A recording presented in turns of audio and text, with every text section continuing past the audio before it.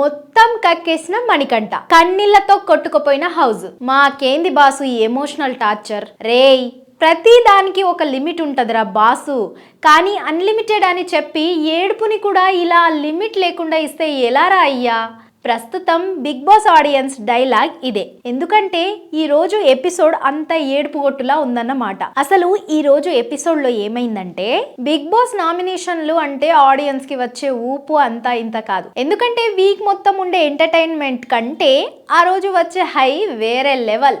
ఇక big boss season 7 లో కూడా నామినేషన్లు అంతే హాట్ గా సాగాయి. కానీ సీజన్ 8 లో నామినేషన్ల దెబ్బకి అక్కడున్న కంటెస్టెంట్లకే కాదు, చూసే ఆడియన్స్ కి కూడా నీరసం వచ్చేసింది. అంతలా ఎమోషనల్ గా సాగింది ఈ రోజు ఎపిసోడ్. ముఖ్యంగా ఈ రోజు ప్రోమోతోనే మణికంఠ అందరినీ ఏడ్పించేశాడని అంతా అనుకున్నారు. కానీ ఎపిసోడ్ తో పోలిస్తే అది జూజూబి అన్నట్లు ఉంది. ఎందుకంటే అసలు గ్యాప్ లేకుండా కంటెస్టెంట్లు వెక్కి వెక్కి ఏడ్చేసేలా చేశాడు మణికంఠ. చివరికి ఆడియన్స్ కూడా రేయ్ ఆపరా ఆపరా అంటూ టీవీల ముందు అరిచే రేంజ్ లో ఏకపాత్ర అభినయం చేశాడు మణిబాబు. ఆ హైలైట్స్ ఏంటో ఓ లుక్ చేద్దాం. బిగ్ బాస్ సీజన్ 8 లో ఈ రోజు కూడా నిన్నటి నామినేషన్ల ప్రక్రియను కంటిన్యూ చేశాడు బిగ్ బాస్. ముందుగా ఆదిత్య హోమ్ వచ్చి పృథ్వీని క్లీనింగ్ విషయంలో శేఖర్ భాష లేజీగా ఉన్నాడంటూ నామినేట్ చేశాడు. ఇక వీరిలో పృథ్వీని సేవ్ చేసి భాషను బుక్ చేశారు చీఫ్లు. ఇక తర్వాత కిరాక్ సీత ప్రేరణ అన్న కొన్ని మాటలు నచ్చలేదంటూ తన మొదటి నామినేషన్ వేసింది. తర్వాత కుక్కర్ విషయంలో బేబక్కను నామినేట్ చేసింది. ఇక వీరిలో ప్రేరణను సేవ్ చేసింది, బేబక్కను బుక్ చేసింది చీఫ్ నైనిక. ఇక తర్వాత అభయ్ మొదటిగా మణికంఠను నామినేట్ చేశాడు. నీకు సారీ చెప్దామని వచ్చిన ఆదిత్య అన్నపై నువ్వు కోపడ్డావు, ఒకసారి అయితే ఓకే, కానీ మళ్ళీ మళ్ళీ అది రిపీట్ చేసావు అంటూ తన పాయింట్ చెప్పాడు. అలానే నువ్వు హైపర్ అవుతున్నావు, ఎమోషనల్ గా హై ఉన్నావు అంటూ అభయ్ అన్నాడు. దీనికి నా బిహేవియర్ అలాంటిది అంటూ ఏదో కవర్ చేసుకోబోయాడు మణికంఠ. దీంతో ఎవడి ఫ్లాష్ బ్యాక్లు ఇక్కడ అవసరం లేదు, ఇక్కడ గేమ్ గురించి హౌస్లో ఉన్న తీరు గురించే మాట్లాడతామంటూ అభయ్ అన్నాడు. దీనికి యష్మి సహా కొంతమంది క్లాప్స్ కొట్టారు. దీంతో నేను అన్ఫిట్ అయితే నేనే వెళ్ళిపోతా అంటూ చెప్పాడు మణి. ఇక తన రెండో నామినేషన్ బేబక్కకి వేశాడు అభయ్. ఇక వీరిద్దరిలో మణికంఠను నామినేట్ చేసింది యష్మి. ఇక తర్వాత విష్ణుప్రియ శేఖర్ భాష కాస్త లేజీగా ఉన్నారంటూ నామినేట్ చేసింది. అలానే కుక్కర్ విషయం బేబక్క తప్పు లేకుండా గొడవ పెట్టుకున్నావంటూ సోనియాను నామినేట్ చేసింది. దీనికి కాసేపు సోనియా గొడవేసుకుంది. ఇక తనతో వాదించి వేస్ట్ అనుకున్న విష్ణు సర్లే అని వదిలేసింది.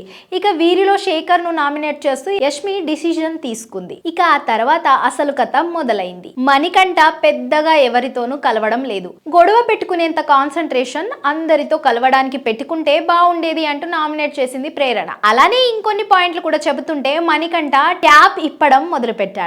నేను ఒక్కో పాయింట్ కి ఒక్కో ఆన్సర్ చేస్తా అండి, నాకు అంత జ్ఞాపక శక్తి లేదండి, నా పెరామీటర్ అయిపోయింది, 7వ తరగతి నుంచి నానా కష్టాలు పడ్డా, నాన్నను పోగొట్టుకున్నాను, స్టెప్ ఫాదర్ చేత అవమానాలు పడ్డా, అమ్మ చనిపోయింది, అమ్మ శవాన్ని కాల్చడానికి కట్టెల కోసం అడుక్కున్నా, నా భార్య దూరమైంది, నా కూతుర్ని దూరం చేస్తుంది అంటూ ఏదేదో మాట్లాడాడు మణి. ఏం తెలుసని క్లాప్స్ కొడుతున్నారు అంటూ తెగ ఏడ్చాడు మణి. అసలే అమ్మాయిలు మన మణిబాబు ఈ రేంజ్ లో చెప్పేసరికి ఒక్కొక్కరు ట్యాప్ ఇప్పేశారు. ప్రేరణ, యష్మి, నైనిక, విష్ణుప్రియ అందరూ ఎమోషనల్ అయిపోయారు. ముఖ్యంగా చీఫ్ యష్మి అయితే సీట్లో కూర్చొని వెక్కి వెక్కి ఏడ్చేసింది.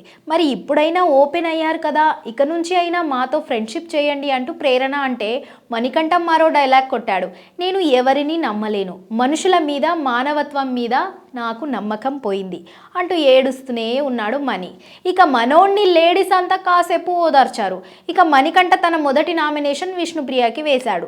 లాంచింగ్ అయిన రోజు తనలో ఫెమినిటీ ఉందంటూ విష్ణుప్రియ చెప్పడం తనకి నచ్చలేదని, దానివల్ల తనని బయట అందరూ ట్రోల్ చేసే అవకాశం ఉందంటూ మణికంఠ చెప్పాడు. ఇక ఈ విషయంలో విష్ణుప్రియ మరోసారి క్లారిటీ ఇచ్చే ప్రయత్నం చేసింది. కానీ నిన్ను చెక్ చేయడానికే ఈ 3 days నీతో క్లోజ్ గా ఉన్నా అంటూ మణికంఠ చెప్పడంతో విష్ణుప్రియ ఎమోషనల్ అయిపోయింది. నువ్వు జెన్యూన్ అనుకున్నా, కానీ నువ్వు నన్ను చెక్ చేయడానికి వచ్చావు ఓకే అంటూ ఏడ్చింది విష్ణు. ఇక తర్వాత తన రెండో నామినేషన్ శేఖర్ భాషకి వేశాడు మణికంఠ. వీళ్ళిద్దరి మధ్య డిస్కషన్ నడుస్తూనే ఎవడికి లేదయ్యా ఫ్లాష్ బ్యాక్, ఓ వచ్చి ఏడ్చేసి దాని నుంచి సింపతి తెచ్చుకొని పాలిటిక్స్ క్రియేట్ చేస్తున్నావు అంటూ ఫైర్ అయ్యాడు శేఖర్ భాష. ఇక వీరిద్దరిలో శేఖర్ భాషను సేవ్ చేసి విష్ణును నామినేట్ చేసింది యష్మి. ఇక పృథ్వీ బేబక్కను మొదటిగా నామినేట్ చేయగా తర్వాత మణికంఠను చేశాడు. నాకు పిరికి పిరికి వాళ్ళు నచ్చరు, దేనికైనా ఇలా ఏడ్చే వాళ్ళు అసలే నచ్చరు, నువ్వు సింపతి గేమ్ ఆడుతున్నావు, నువ్వు ఓ నెగిటివ్ పర్సన్ అంటూ నామినేట్ చేశాడు పృథ్వీ. ఇక ఈ వీరిలో మణికంఠను నామినేట్ చేసి బేబక్కను సేవ్ చేసింది నైనిక.